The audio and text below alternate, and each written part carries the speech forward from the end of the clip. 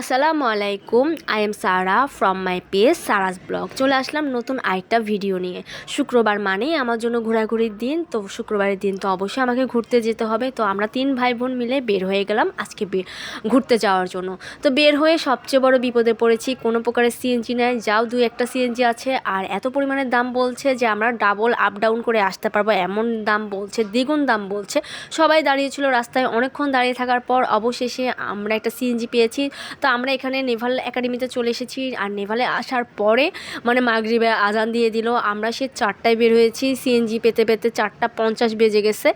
এত পরিমাণে লেট হয়েছে আর এত বিরক্তকর লাগছিল। তারপর আর কি করা, টার্মিনালে ঢুকবো। এখানে ঢোকার ভাড়া ছিল 15 টাকা, একজনের ছিল 15 টাকা করে। আর যেখানে যারা জাহাজে যাবে, জাহাজের ভিতরে ঢুকবে, তাদের জন্য টিকিট ভাড়া ছিল 100 টাকা করে। তো আমরা 100 টাকার টিকিটটা নিয়ে 15 টাকাটা নিয়েছি, আমরা টার্মিনালের ভিতরে এরপরে হলে আমরা এখানে চারদিক দেখছিলাম। আর শুক্রবারের দিন দেখলাম যে মানুষ একটু কমই আছে নেভালে। আর এখন নেভালের অবস্থা খুবই খারাপ, রাস্তাঘাট ঠিকঠাক করছে, যার কারণে এখন নেভালে মানুষ দেখি কমে আসে। আগে এত পরিমাণে নেভালে মানুষ ছিল বলার বাহিরে। আর আজকে দেখলাম বাহিরে ভালোই শীত পড়ছে। তো কি হয়েছে, আমি তো জ্যাকেট ট্যাকেট পরে এসেছি, আমরা শীতের জামা কাপড় পরে এসেছিলাম, ভালোই লাগছিল। আর এখানে হলো টার্মিনালে ঢোকার পর কিছু বেশিক্ষণ দাঁড়িয়েও থাকতে পারিনি, এত পরিমাণে মশা পুরো ঘিরে নিয়ে যাচ্ছে। তো কিছুক্ষণ দাঁড়িয়ে ছবি তুললাম, ভিডিও করলাম। তো আমরা ভাই বোনরা মিলে আড্ডা দিলাম।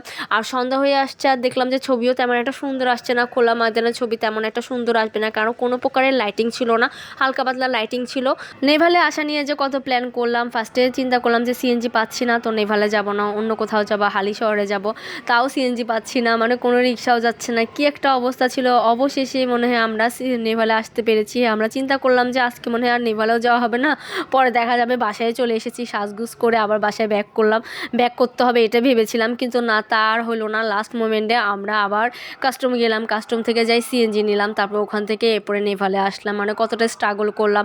আর আমার ভাই চলে যাবে, ও চিন্তা করলাম যে ও এতদিন পরে এসেছে, তো ওকে নিয়ে একটু বাইরে ঘুরতে যাই। আমরা 3 ভাই বোনেই ফ্রি ছিলাম, শুক্রবার দিনেরটাই তো সবাই বলতে গেলে ছুটির দিন থাকে, ফ্রি টাইম পাই। তো চিন্তা করতে করতে আমরাও চলে এসেছি নেভালে।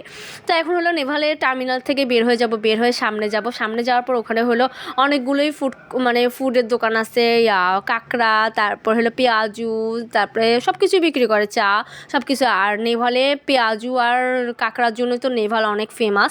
তো সেই উপলক্ষে আমরা হলাম আমি হলাম সেকেন্ড টাইম মনে হয় কাঁকড়া খাবো, আমার ছোটো বোনে হলো ফার্স্ট টাইম, ও তেমন একটা খায় না। তো আমার ভাই তো সবসময় খায়, ও হলো ঢাকার কাঁকড়া খেতে খেতে অভ্যাস, আর ওর কাছে ঢাকার কাঁকড়াই বেশি ভালো লাগে, নেভালে কাঁকড়া নাকি মোটামুটি লেগেছে। তো আমরা এখানে কাঁকড়া অর্ডার করেছিলাম, আর এত পরিমাণে মশা ছিল, পরে ওদেরকে বলছে আর ওরা কয়েল জ্বালিয়ে দিল। তো এর মধ্যেই দেখেন আমাদের গরম গরম কাঁকড়া চলে এসেছে। কাঁকড়া খেলাম আর একটা পার্সেল করি বাসায় নিয়েও আসলাম। এর মাঝে দেখলাম যে চা বিক্রি করছে, ওরা হলো মেশিনের মাধ্যমে চা বিক্রি করে, চার দাম ছিল 20 টাকা করে। তো আমরা 3 কাপ নিব। তো আমরা এখানে দাঁড়িয়েছিলাম, দাঁড়িয়ে দেখছিলাম উনি কীভাবে চাটা বানাচ্ছে। চাটা দেখলাম রেডি করলো একবারে মেশিনের মাধ্যমে। তো আমার কাজিন বলতেছে যে চা নাকি মেশিনের মাধ্যমে করলে নাকি এত মজা হয় না, ওনাকে বলতেছিল, উনি বলছেন না না না, অনেক মজা ওনার চা। তারপরে দেখলাম যে ভালোই ছিল চা, অন্যান্য টনের দোকান থেকে চা, ওনার চাটাই ভালোই ছিল, আমার কাছে তো ভালোই লেগেছে। অনেক সুন্দর করে উনি তৈরি করতেছিল। আমি মেশিনটা দেখাইতে পারিনি, তখন এমন করে নিতে গেছি। আর আমার মনে হয় ভিডিওটা হয়নি, ওই মেশিনের মাধ্যমে যে করে, ওরা মেশিনের মাধ্যমে ইজিভাবেই করে। এই মেশিনের চাটা কিন্তু খুব কম সময়ে হয়ে যায়, দেখলাম খুব ইজি ওয়েতে, আমার কাছে তো ভালোই লেগেছে। আর চাটা খেতে খারাপ ছিল না, ভালোই ছিল, অন্যান্য টনের দোকানের চা থেকে বেটার ছিল। তারপর চা খেতে খেতে হাঁটতে হাঁটতে আমরা সামনে আগায় যাচ্ছি। আর চিন্তা করলাম সিএনজি পাবো কি না, যেটাই চিন্তা ছিল আর ভয় ছিল সেটাই হলো, সিএনজি পেলাম না। অনেকক্ষণ দাঁড়িয়েছিলাম, দাঁড়িয়ে থাকতে অনেক অপেক্ষা করার পর একটা সিএনজি পেলাম, কিন্তু উনি এমন জোরে সিএনজি চালিয়েছে, মনে হচ্ছে উনি প্লেন করে আমাদেরকে বাসায় নিয়ে এসেছে। অনেক কম সময়েও আমরা বাসায় পৌঁছাই গেছি। তো আজকের এই ভিডিওটা এই পর্যন্ত। কেমন লেগেছে আমার ভিডিও, ভালো লেগে থাকলে অবশ্যই লাইক কমেন্ট শেয়ার করে পাশে থাকবেন।